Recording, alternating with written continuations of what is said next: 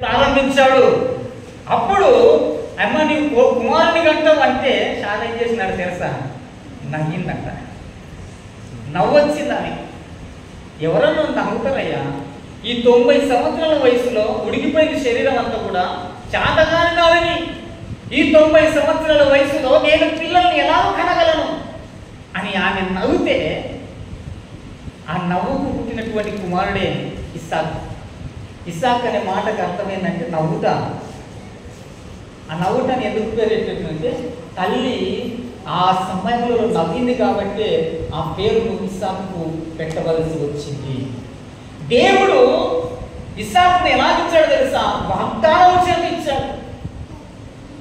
100 సంవత్సరాల వయసు కలిగినటువంటి అబ్రహాముకు దేవుడు చేసిన వాగ్దానం ద్వారా జన్మించినటువంటి కుమారుడు ఇస్సాకు.